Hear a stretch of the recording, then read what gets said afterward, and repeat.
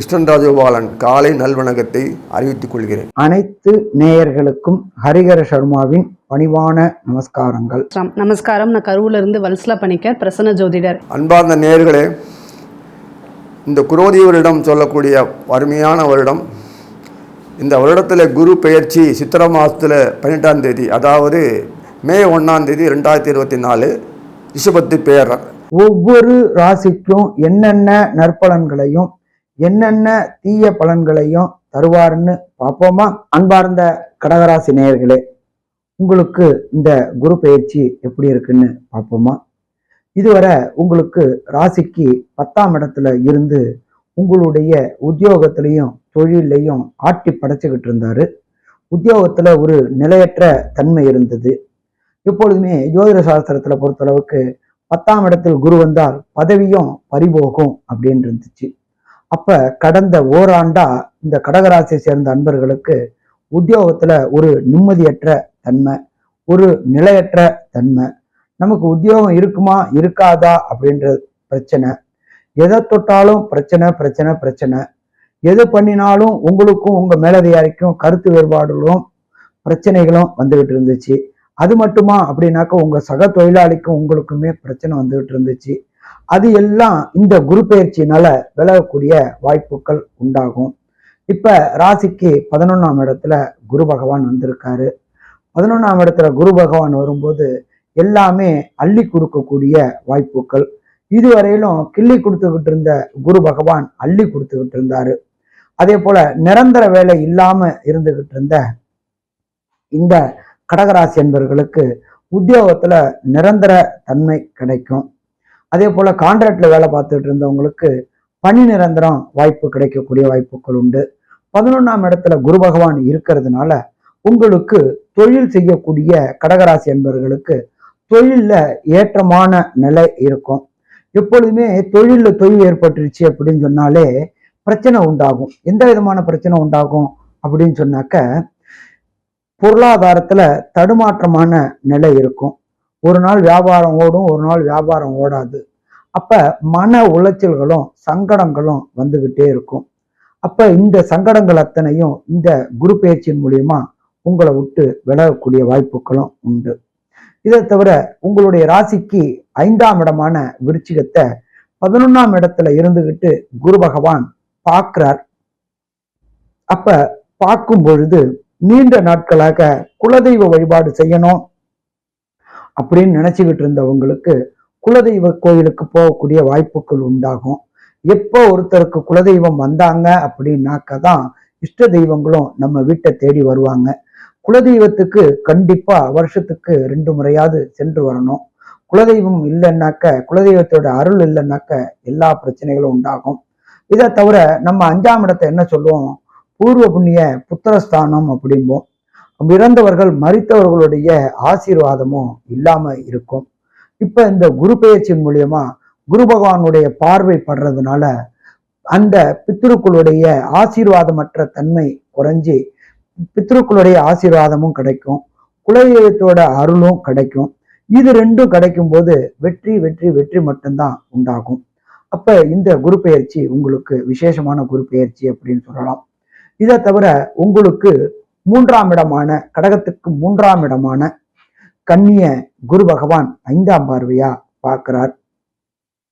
3ஆம் இடம் அப்படின்றது ஜோதிட சாஸ்திரத்துல கம்யூனிகேஷன் பாவம் அப்படிம்போம். இதுவரை நீங்க சொன்னது அத்தனையுமே உங்களுடைய நட்பு வட்டாரத்திலையும் சரி, உங்களுடைய எதிரி வட்டாரத்திலையும் சரி, உங்களுடைய மேலதிகாரியும் சரி, உங்களுடைய கீழதிகாரியும் சரி தவறுதலாவே புரிந்துகிட்டு இருப்பாங்க. நம்ம நலத்துக்கு சொல்லுவோம், ஆனா அவங்களுக்கு புரிந்து கொள்ளக்கூடிய தனம் அப்படின்றது தப்பா புரிஞ்சு கொள்ளக்கூடிய வாய்ப்புகள் உண்டாகும்.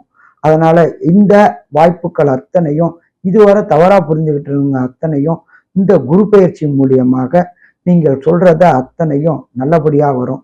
சரி, நீங்க கம்யூனிகேஷன் நல்லபடியா இருந்துருச்சு அப்படின்னாலே உங்களுக்கு தொடர் முன்னேற்றம் ஏற்படக்கூடிய வாய்ப்புகள் உண்டு. எப்பொழுதுமே எல்லாத்துலையுமே continue improvement with consistent improvement இருந்தால் தான் வெற்றி கிடைக்கக்கூடிய வாய்ப்புகள் உண்டு. இதை தவிர கம்யூனிகேஷன் பாவமான தொலைத்தொடர்பு துறை மற்றும் செல் தயாரிக்கக்கூடியவங்க, அதே போல எலக்ட்ரானிக்ஸ் அண்ட் எலக்ட்ரிக்கல் கம்யூனிகேஷன் துறையில இருக்கிறவங்களுக்கு எல்லாருக்குமே இந்த கடகராசியை சேர்ந்தவங்களுக்கு இந்த குரு பெயர்ச்சி ஏற்றமான குரு பெயர்ச்சி அப்படின்னு சொல்லலாமா? கண்டிப்பா ஏற்றமான குரு பெயர்ச்சின்னு சொல்லலாம்.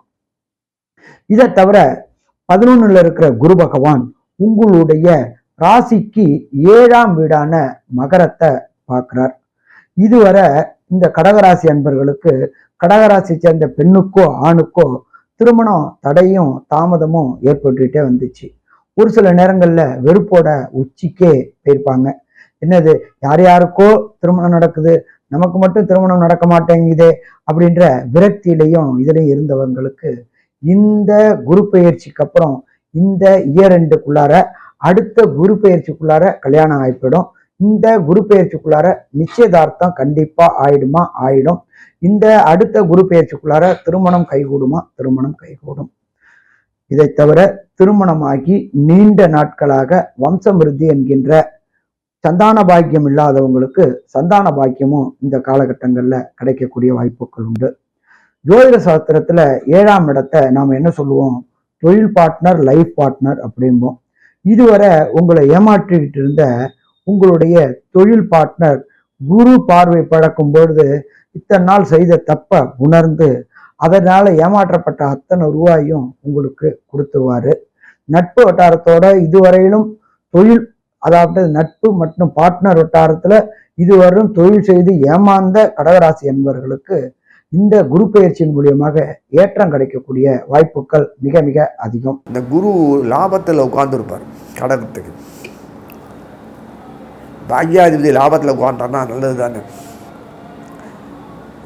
அதுக்காக 8ஆம் வீட்டு அதிபதியாக குரு வந்து 6ஆம் வீட்டு அதிபதி போய் உட்காந்துருக்காருன்னா விருத்திக்கு வரும்னு அர்த்தம். எல்லாம் மூண்டி மாதிரி கேட்பேன்னு தெரிஞ்சு தான் அவன் 6ஆம் வீட்டு அதிகாரி வச்சுருக்கான். மறைமுகமாக தான் இன்வெஸ்ட்மெண்ட் பண்ணணும், நேரடியாக பண்ணக்கூடாது. இனிமேல் இன்வெஸ்ட்மெண்ட் பண்ணுறதுன்றது முதலீடுகள் எது பண்ணமோ அது பண்ணி அது விருத்திக்கு வரணும். தவிர நான் இவ்வளோலாம் பண்ணுறேன், இவ்வளோ பண்ண ப்ராபகண்டா பண்ணணும் அவசியம் இல்லை. வியாபாரத்தில் புத்தி வரணும், சேல்ஸ் ஆகணும், ப்ராடக்ட் நன்னா இருக்கணும், இம்ப்ரூவ்மெண்ட் இருக்கணும். எப்படிலாம் பண்ணணுமோ அப்படி பண்ணணும். புத்தி சாமர்த்தியம், அந்த புத்தி சாமர்த்தியம் இருந்தால் தான் சமயத்தை நம்ம டேக்கிள் பண்ணக்கூடிய ஆற்றல் தான் வியாபாரம் பண்ண முடியும். எனக்காக சூழ்நிலை இப்படி இருந்தால் தான் பண்ணுவேன்னா பிச்சு தான் எடுக்கணும். கடகத்தில் மாத்திரம் சந்திரனுடைய சம்பந்தம் பொறுத்த வரைக்கும் அட்மினிஸ்ட்ரேஷன் கெப்பாசிட்டி அவங்க உண்டு. நன்னா வேலை வாங்குவாங்க, புத்தி நன்னா ஒர்க் பண்ணணும். எதை போட்டால் எப்படி எப்படி ஒன்று அந்த புத்தி டெக்னிக்கல் இருக்கும், டெக்னாலஜி அறிவு இருக்கும். ஆனால் வீட்டில் அதே புத்தி காமிச்சாருன்னா அடிப்பாங்க. குடும்பத்துக்காக இருந்தாங்கன்னா எதோ பண்ணி எங்களே எக்ஸ்ப்ளாய்ட் பண்ணுறேன்னு அடிக்க தான் செய்வாங்க. ஸோ இதெல்லாம் வந்து கடத்துற சனி இல்லை, ஸ்ட்ரெயிட் ஃபார்வர்டு சனி சொல்லணும். சனிக்கெல்லாம் புரியாது. கடத்துறது அப்படி தான். அதனால் அவங்கள எப்படி டேக்கிள் பண்ணினா கடத்துற சோகமாக இருக்கும். வீட்லேயும் சரி, வெளியிலையும் சரி, எல்லாத்தையும் சரி, தன்னோட பார்ட்னர் சரி, பிஸ்னஸ் பார்ட்னர் சரி, மேனேஜ்மெண்ட் சரி, எல்லாமே தன்னோட புத்தியை பயன்படுத்தி பண்ணணும். அதை பண்ணக்கூடிய ஆற்றல் இருந்ததுன்னா சிறப்பாக இருக்கும். புத்திக்கு யார் காரணம்னா சந்திரனே காரணம் இல்லை, மனசு தான் சந்திரன். புத்தி 5ஆம் வீட்டு அதிபதி யார்? செவ்வாய். அதையே அதனால தான் கடகத்துக்கு வீட்டில் பாதிப்பு சோஷோதாமெல்லாம் வந்து வீட்டில் சமயத்தில் கெடுத்து விட்டுரும். நண்பர் தானே அதே சந்திரன். செவ்வாய்க்கு அந்த சாமர்த்தியம் கிடையாது. ரொம்ப குழையும் அடித்து நொறுக்கணும், புத்தி கிடையாது. இந்த நேரத்தில் கடத்துறமோ சனி கேட்கவே வேணும். ஆக வெளிவட்டாரத்தை சமத்து வரைக்கும் சமாளிக்கக்கூடிய ஆற்றல் இருக்கும் சந்திரனுக்கு மட்டும்தான். அதனால தான் அவர் யார்கிட்ட எப்படி இருக்கணுமோ அப்படி இருப்பார். இல்லைன்னா வாழ முடியாது. எல்லாத்துக்கும் வச்சுருக்காங்க. அப்போ அதில் எல்லா விஷயத்துலையும் சந்திரனுடைய பொறுத்தவரை, கடகராசி பொறுத்த வரைக்கும் குரு லாபத்தில் உட்கார்றதுனால அங்கிருந்து தன்னுடைய பாறை 3ஆம் வீடை பார்க்குறார். கேது உட்காந்துருக்கு, கடகத்தையே பார்க்க முடியாது. கேது உட்காந்துருக்கு. ஆனால் கேது பார்த்தா கூட அந்த குரு உட்காந்துன்னு பார்க்குறதுனால தோஷம் போய்டுறது. மறுபடியும் 3ஆம் வீடு பலம் வரும், புத்தி சாமர்த்தியம் எல்லாம் ஒர்க் பண்ண ஆரம்பிச்சிடும். அது நேரம் குருவனுடைய பாறை விருச்சிகத்துக்கு வருது. விருச்சிகம் வந்து பூர்வ புண்ணியம் கிடையாதுக்கு நல்லா விருத்தியாக ஆகிடுது, கவலையே இல்லை. அதே மாதிரி தன்னுடைய பாறை குரு மகரத்தை பார்ப்பார், சப்தமாதிபதி. எப்படி கேட்கறானா சுத்தம் தோஷமெல்லாம் கிளியராக போய் 3, 7, 9 3ஆம் வீடு பார்வை கடகத்துக்கு, 7ஆம் வீடு சொல்லக்கூடிய விருச்சிகம். அதே சமயத்தில் அந்த சப்தம்னு சொல்லக்கூடிய இல்லை பூர்வ புண்ணாதி குச்சிகம் 5ஆம் 7ஆம் வீடு 9ஆம் வீடு சொல்லக்கூடிய கடகம் அந்த மகரம் இதெல்லாம் பார்க்குறதுனால வரக்கூடிய குருவனுடைய பார்வை 9ஆம் பார்வை, அதாவது கடகத்துக்கு 7ஆம் வீடு மகரம். அந்த குருவனுடைய பார்வை 7ஆம் சப்தமாதிபதியாக விச்சிகித பகரர், கடகத்துக்கு பூர்வ புண்ணியம். குடும்பத்தினுடைய பூ 5ஆம் பார்வையாக பார்க்கும்போது கன்னி, கடகத்துக்கு 3ஆம் வீடு. புரிஞ்சிருப்பீங்க நினைக்கிறவங்களுக்கு. அதனால் இதெல்லாம் நன்னா இருந்தால வாழ்க்கையில் எப்படிலாம் வாழ்க்கை வர முடியுமோ அந்த வாழ்க்கை வளத்துக்கு அனுகூலமான ஒரு அமைப்பு உண்டாயிடுறது. அந்த கிரகநாதர்கள் தொடர்ந்து குறிப்பாக புதனும் சுக்கிரனும் 4 நாள் கேப்பில் தொடர்ந்து வந்துட்டுருப்பாங்க, சுற்றி வந்துட்டுருப்பாங்க. பாம்பு இம்சப்படுத்தினாலும் அடக்கி நொறுக்கிடுறார். ஆடி மாதம் ஃபுல்லாக நொறுக்கி எடுத்துடுறார் இந்த பாம்புகளை. இது புது வக்கரமாகிட்டார். அப்புறம் இருக்கும்போது என்ன பண்ணுறது, மறுபடியும் நார்மல் ஆகிடுவார். அது பின்னாடியாவாக இருக்கு 4 மாதம் வக்கரம். அவரை உடனே சனீஸ்வரன் அப்படியே சனீஸ்வரன் முன்னாடியே ஆகிடுவார், பின்னாடி குரு ஆவார்.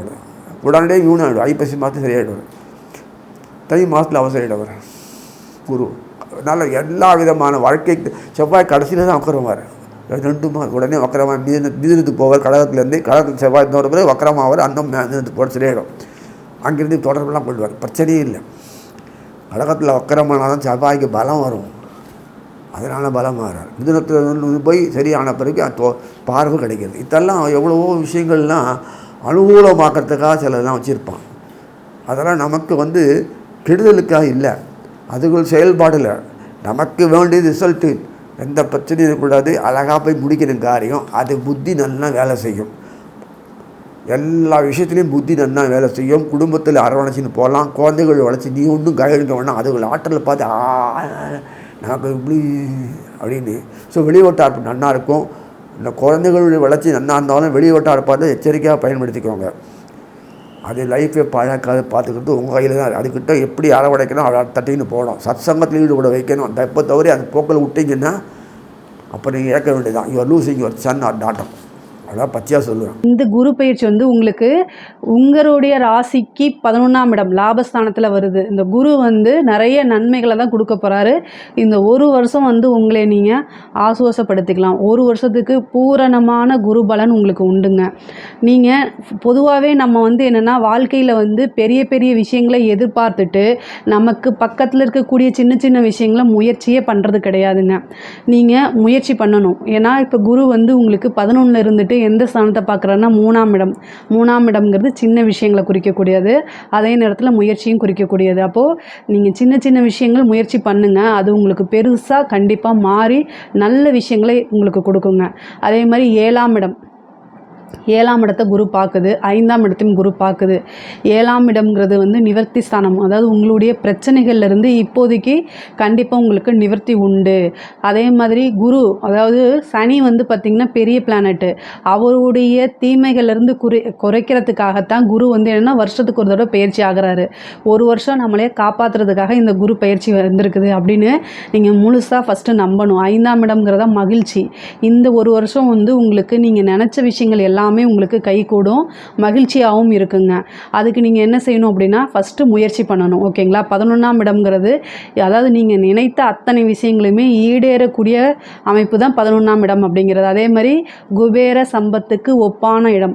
கடக ராசியை பொறுத்த வரைக்கும் உங்களுக்கு பிஸ்னஸ் ரொம்ப சூப்பராக இருக்க போது. 11ஆம் இடத்துக்கு, அதாவது இவ்வளோ நாளாக 10ஆம் இடத்துலேருந்து இப்போ 11ஆம், தொழில் மூலிமா உங்களுக்கு நல்ல லாபங்கள் அமைப்புகள் கிடைக்கக்கூடிய விஷயங்கள்லாம் இருக்குங்க. அதாவது லாபம் கிடைக்கும். நீங்கள் தொட்ட விஷயங்கள் எல்லாமே லாபமாக தான் இருக்கும்.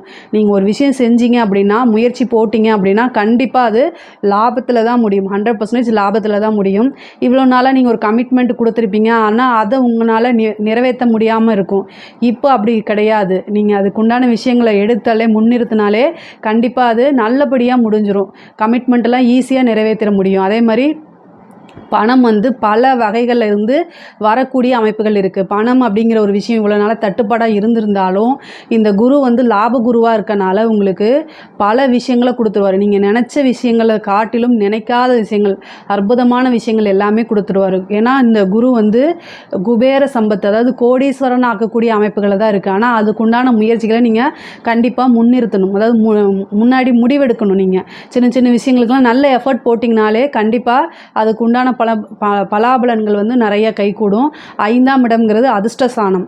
உங்களுக்கு வந்து என்னென்னா இப்போ அதிர்ஷ்டம் தேடி வரக்கூடிய அமைப்புகள் இருக்குது. 5, 11 அப்படிங்கிறதுல யாருக்குமே கிட்டாத அமைப்பு. அந்த இது வந்து இந்த ஒரு வருஷம் உங்களுக்கு உங்களுடைய காட்டில் மலை அப்படின்னு சொல்லக்கூடிய அமைப்புகள் தான். 5ஆம் இடங்கிறது பூரணமான லக்ஷ்மி கடாட்சமான ஸ்தானம்ங்க. இந்த இதில் நீங்கள் சாதாரண ஒரு சின்ன விஷயத்தை முயற்சி பண்ணியிருப்பீங்க, அது வராது அப்படின்னு சொல்லிட்டு ட்ரை பண்ணுவீங்க. பட் ஆனால் அது உங்களுக்கு கை மேலே வந்து நிற்கும். அந்த மாதிரி அமைப்பு தான் இந்த குரு பயிற்சியில் உங்களுக்கு வரப்போகுதுங்க. அதே மாதிரி இளைய சகோதரி கிட்ட வந்து உங்களுக்கு நல்ல ஆதரவுகள், இது வரைக்கும் இருந்த பிரச்சனைகள் எல்லாம் சுமூகமாக முடிக்கும். உத்தியோகத்தில் இருக்கவங்களுக்கு வந்து நல்ல ப்ரொமோஷன் கிடைக்கும். எதிர்பார்த்த ப்ரொமோஷனை காட்டிலும் டபுள் ப்ரொமோஷனோ அல்லது சேலரி இன்க்ரிமெண்ட்டோ கிடைக்கிறதுக்கு உண்டான வாய்ப்புகள் இருக்குது. அதே மாதிரி வேலையில் இருக்கவங்க பிரயாணங்கள், அதாவது சிறு தொலைவில் ட்ரான்ஸ்ஃபர் கிடைக்கும், ஆனால் அது பக்கத்துலேயே கிடைக்கிற மாதிரி இருக்கும். போயிட்டு வர மாதிரி உங்களுடைய உத்தியோகத்துக்காகவோ அல்லது வேலைக்கு தொழில் ரீதியாகவோ அல்லது உத்தியோக ரீதியாகவோ நீங்கள் என்ன செய்யணும், சிறு அலைச்சல்கள் வந்து உங்களுக்கு ஏற்படும். பட் ஆனால் அந்த அலைச்சல்னால உங்களுக்கு நல்ல லாபம் தான். இப்போ வந்து நீங்கள் எந்த ஒர்க்காக இருந்தாலும் ஃபீல்டு ஒர்க் அப்படிங்கிறது வந்து 100% உங்களுக்கு நல்ல பலன்களை கொடுக்கும்.